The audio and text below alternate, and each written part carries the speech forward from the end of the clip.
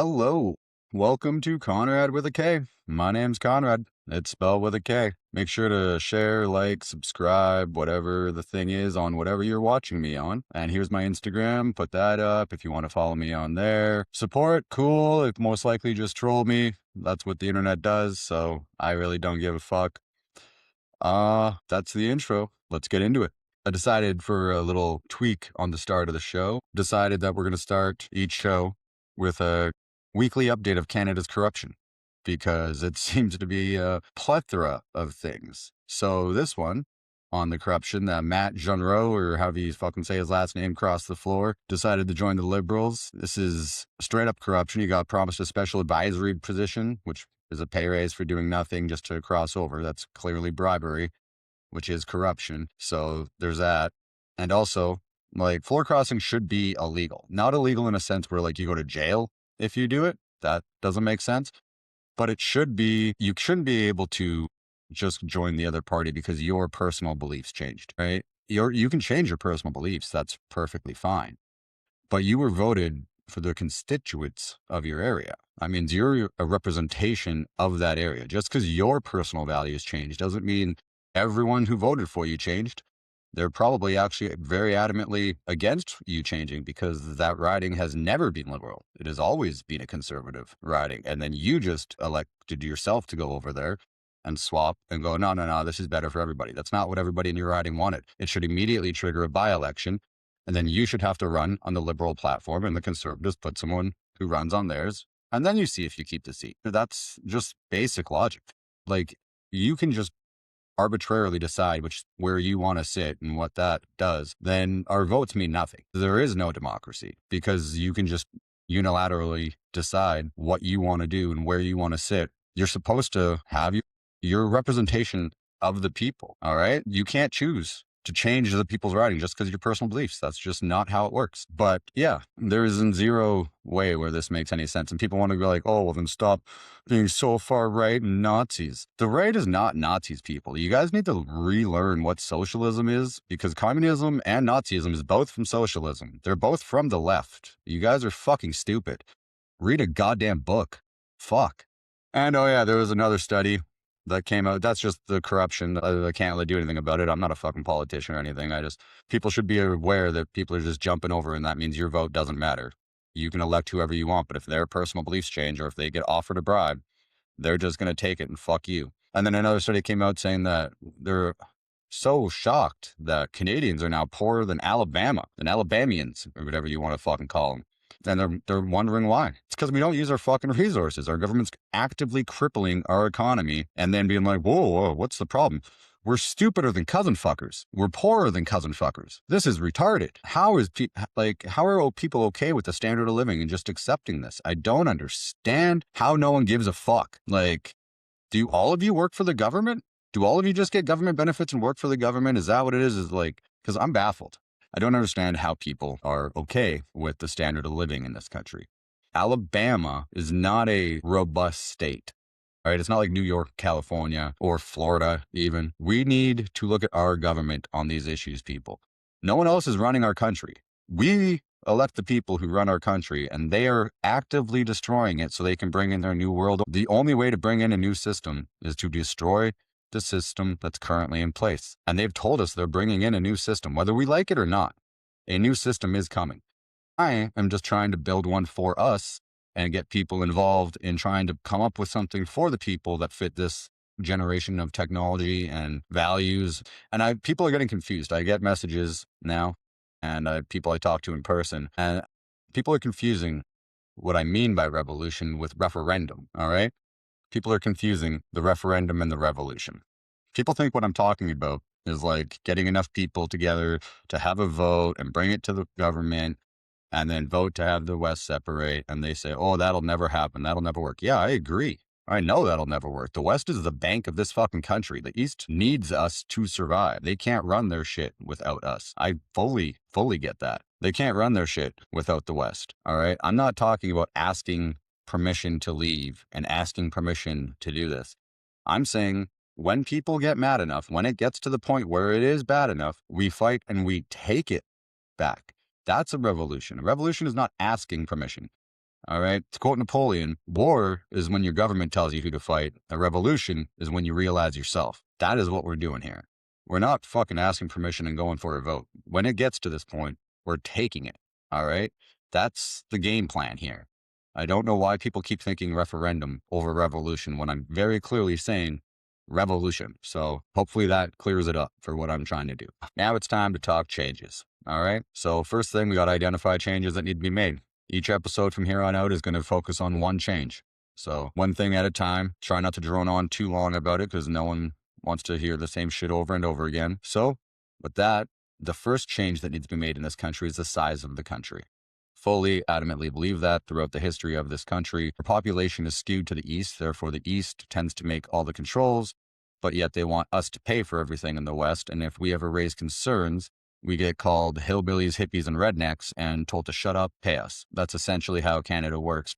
And living in the West my entire life, it's pretty infuriating to always have your ideas and opinions shot down and controlled from people who only want your money and keep raising taxes on you to take more of your money to give themselves raises for working less than 100 days in a year and then giving it all away to foreigners. It's not a good process and it needs to change. We have different values in the West versus the East. We have different morals. We have a different way of life that we like. People want to say there's no culture in Canada. That's ridiculous. There's plenty of culture in Canada.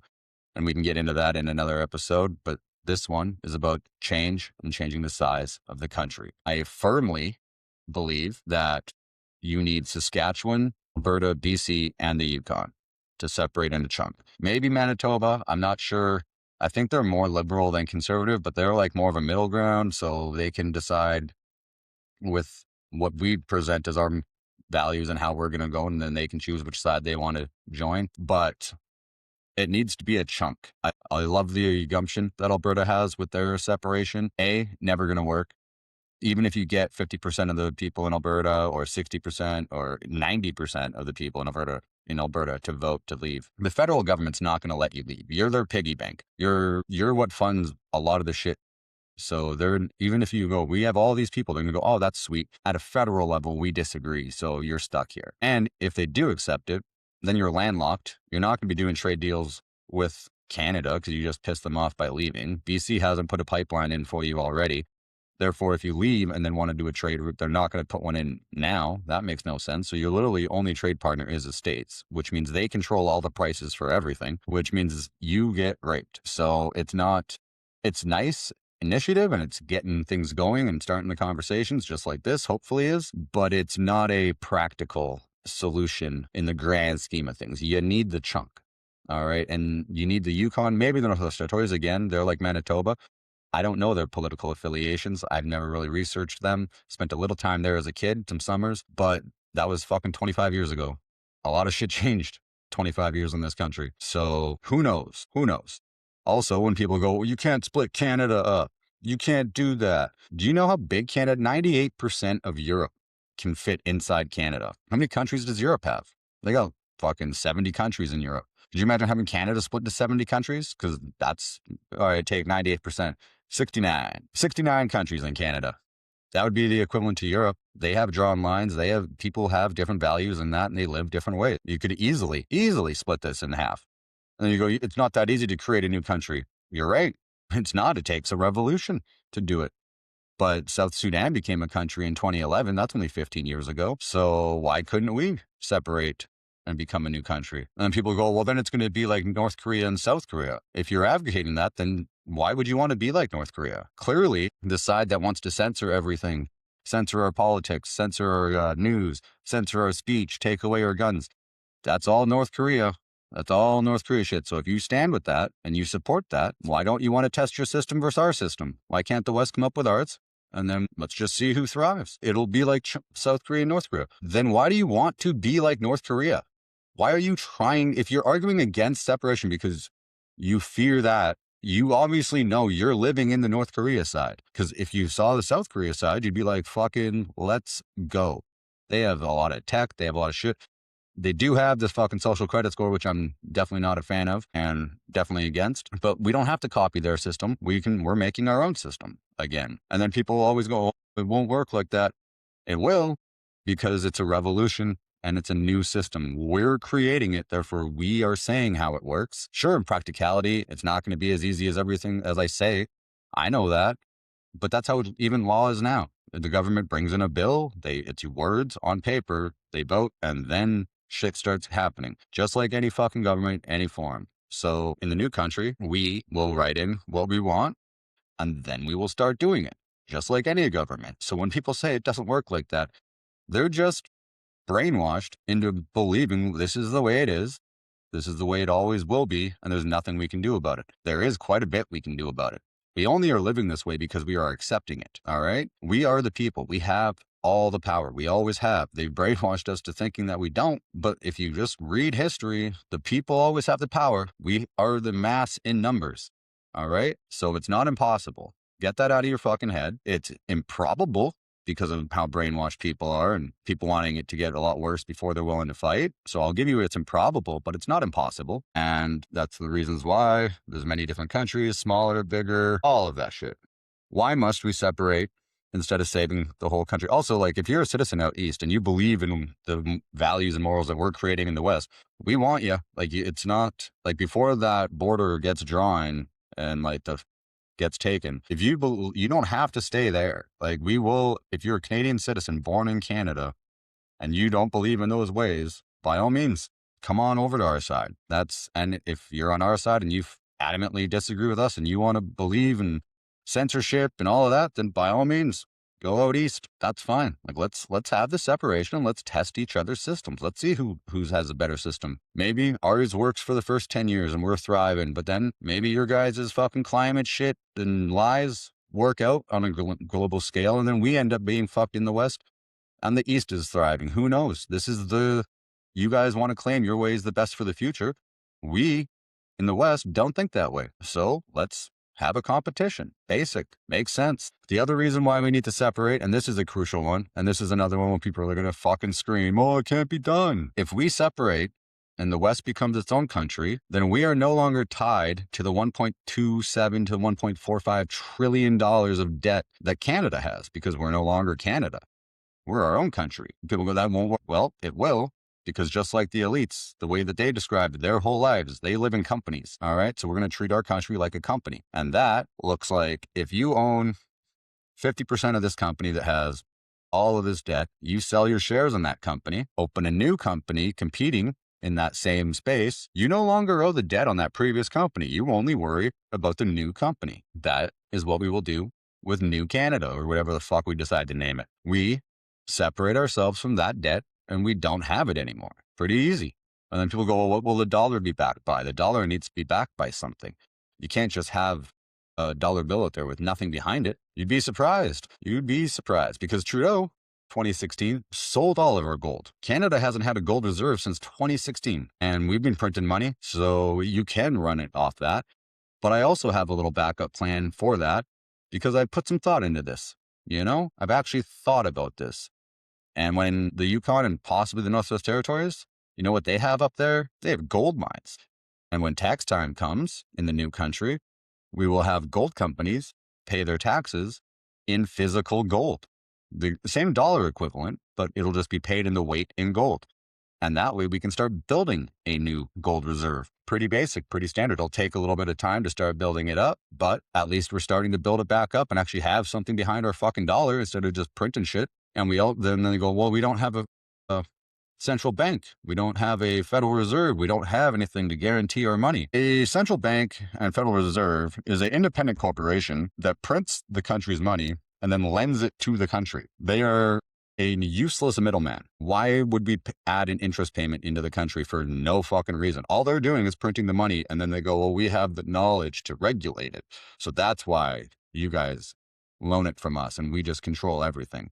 How about you go fuck yourself? All right. How about we print our own money and then we don't have to worry about interest payments or anything like that. It's only inflation. And as the gold mines year over year keep adding more gold, it backs it and we become a stable, guaranteed economy again. Not that hard of a concept. Very easy to do, and it's only half the country. So there's the solution to not having anything back our dollar. We get to back it and we control it ourselves. So all we have to do is worry about inflation. They will say this system will not work. You can't do it like that. Why? This is a new system. Well, like I will keep reiterating, we are making it. Therefore, it works how we say it works. And you can go back in history. The United States used to have the greenback where they didn't have a Federal Reserve printing their dollar. Their country worked. JFK was trying to get rid of the Federal Reserve, and that was working until he got assassinated. Because when you fuck with people's money, they want to kill you. That's a general fact. If you look throughout history, you fuck with people's money, you end up dead. So if this thing, like I've said, I know sitting on my couch isn't going to do anything. It's all I can do because one man, I'm not Jason Bourne. I can't fucking take down an entire government by myself.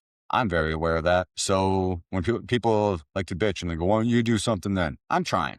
This is all I can do until I get people behind me. I'm not Jason fucking Bourne. So you just have to know when you're creating a new system, the new system works how you say it will because you're creating it. When you create a new company, it runs how you say it does. It doesn't run because Microsoft runs a certain way unless you're exactly copying Microsoft. But if you're starting your own company, even if you're competing in the same space, they don't run the same. Everything runs different. And you come up with that process and then you implement that process. We are people. We are humanity. We have made everything you fucking see. Everything. People. We have built that, whether it was blacks, Jews, Arabs, whites, whether it was 1300 BC, whether it was fucking 680, all of this does not matter. We built everything. All right. So therefore we can build something new again.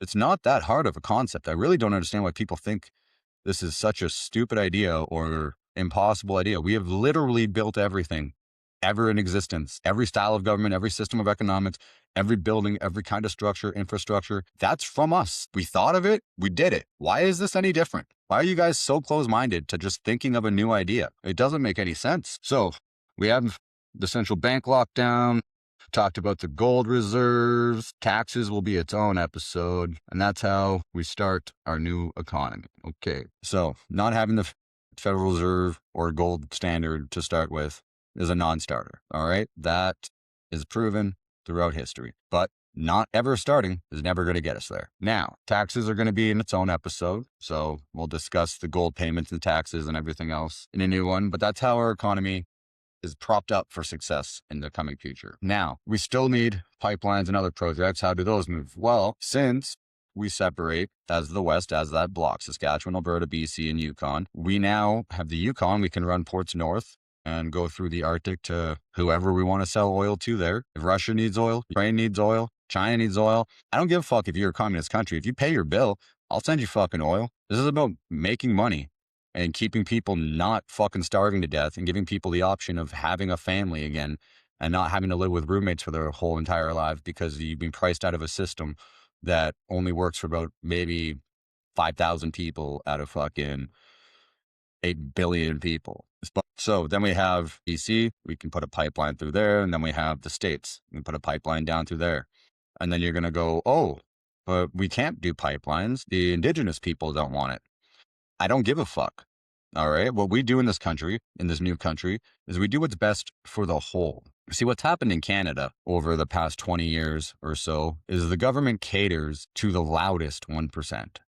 That's it. Who's ever making the most noise, who's ever causing the most commotion for them, they just want to shut that group up, so they will cater to that group. And they give them way too many rights. They let 1% of the population control what the other 99% are going to do. Like this whole 1% thing used to be just billionaires. Now it's, oh, trans people get to dominate how we're going to talk about gender now and science because they're 1% of the population and they feel persecuted against. You're 1% of the population. Shut the fuck up.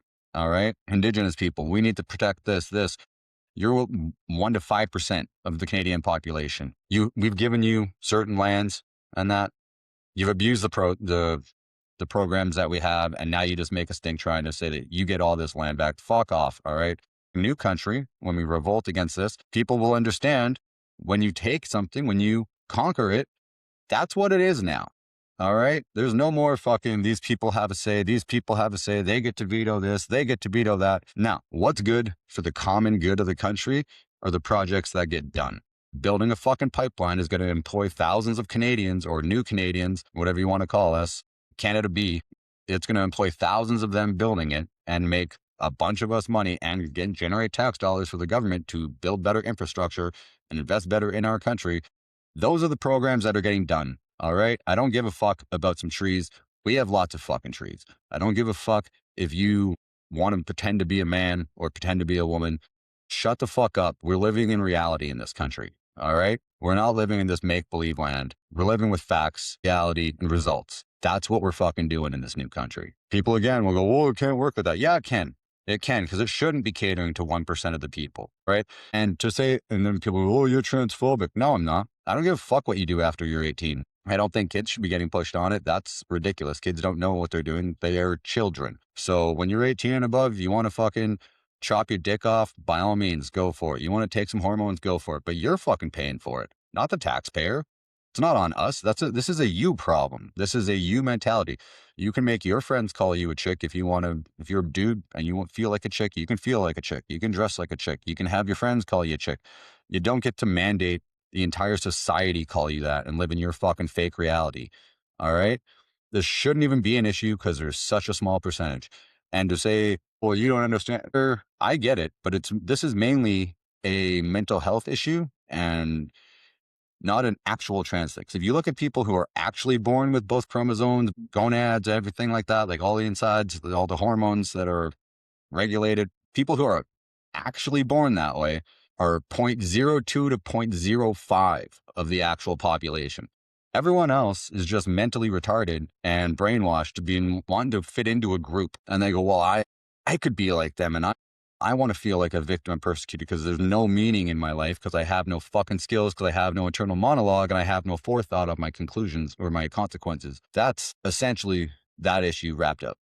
You can do whatever you want with your friends. You can do that. And if you want to fucking appease the public for this goddamn bathroom situation, use the third bathroom, man. What is the fucking issue here? There's always been a female, a male, and then a handicapped. Use the big stall. All right, solve everybody's fucking problem. You don't get to mandate that society plays to your false reality. We live reality. Fucking stupid. You let 1% of the people control all the shit just because they fucking talk a lot. Do what's best for the whole fucking country.